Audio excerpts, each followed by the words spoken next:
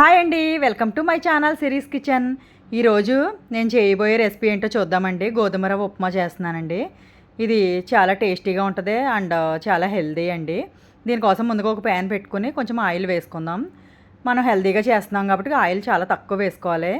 అయినా ఈ గోధుమ రవ్వ ఉప్మాకి ఎక్కువ ఆయిల్ అవసరం ఉండదండి. కొంచెం మినప్పప్పు, కొంచెం శనగపప్పు, కొంచెం ఆవాలు, జీలకర్ర, ఉల్లిపాయలు, పచ్చిమిర్చి చీరికలు, కొంచెం కరివేపాకు, చిన్న అల్లం ముక్క చిన్న చిన్న ముక్కలుగా కట్ చేసి పెట్టుకున్నాను.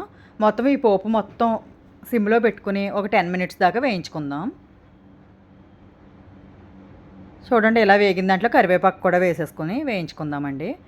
ఇది కొంచెం మనం ఆయిల్ తక్కువ వేసాం కాబట్టి కొంచెం సిమ్లో పెట్టేసుకుని వేయించుకోవాలి, మాడిపోకుండా ఉంటుంది. ఈ గోధుమ రవ్వ ఉప్మా అన్నది షుగర్ ఉన్న వాళ్ళు కానీ మనం డైట్ చేయాలనుకున్నప్పుడు కానీ హ్యాపీగా తీసుకోవచ్చండి. సాయంత్రం మాటలు ఇలా హ్యాపీగా ఉప్మా చేసుకుని, లేకపోతే గోధుమ రవ్వ కొంచెం ఉప్పు వేసి ఉడికించి కొంచెం కర్రీస్తో తీసుకోవచ్చు.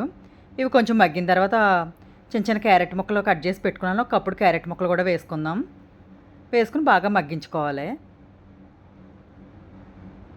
చూడండి, సిమ్లో పెట్టుకుని ఇలా కలుపుకుంటా మగ్గించుకోవాలి. కొంచెం కొత్తిమీర కూడా వేసుకుందామండి. వేసుకుని మొత్తం పోపు అంతా కలిసిలా కలుపుకోవాలి. కొంచెం మగ్గితే సరిపోద్దండి. ఒక 10 మినిట్స్ టైం పట్టింది నాకు. చూడండి, మధ్య మధ్యలో కలుపుకుంటా వేయించుకుంటే ఇలా మగ్గిపోద్ది చివరగా. దీంట్లో నేను ఒక గ్లాసుడు రవ్వ తీసుకున్నానండి. 2 గ్లాసులు వాటర్ పోసుకుంటున్నాను. ఈ వాటర్లో సరిపడా సాల్ట్ వేసేసుకుందాం.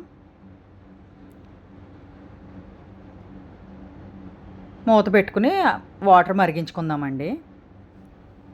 2 మినిట్స్ అయితే మరిగిపోతే చూడండి, వాటర్ మరిగినాయి. మనం ఆల్రెడీ ఉప్పు వేసేసాం కదా. చూడండి, గోధుమ రవ్వ ఎర్నోక్ అంటాం కదా మనం, అదే వేసేసుకుందాం. మొత్తం వేసేసుకుని ఒకసారి కలిపి మూత పెట్టి మగ్గించుకోవాలండి. ఈ ఉప్మా ఒక 15 మినిట్స్ అయితే మగ్గిపోయి తొందరగా అయిపోద్దండి. పిల్లలకి లంచ్ బాక్స్లోకి టిఫిన్కి తొందరగా అయిపోద్ది కదా. దీన్ని డైట్ చేయాలనుకున్న వాళ్ళు మధ్యాహ్నం లంచ్లోకి కూడా తీసుకోవచ్చు. ఆయిల్ బదులు కొంచెం గీ వేసి పోపు, క్యారెట్ ముక్కలు ఇవన్నీ ఎక్కువ వేసి లంచ్లోకి కూడా తీసుకోవచ్చు డైట్ చేయాలనుకున్న వాళ్ళు. చూడండి, ఇలా మగ్గింది కదా. మూత పెట్టేసి ఇంకొంచెం మగ్గించుకోవాలి. కొంచెం వాటర్ ఉన్నాయి కదా.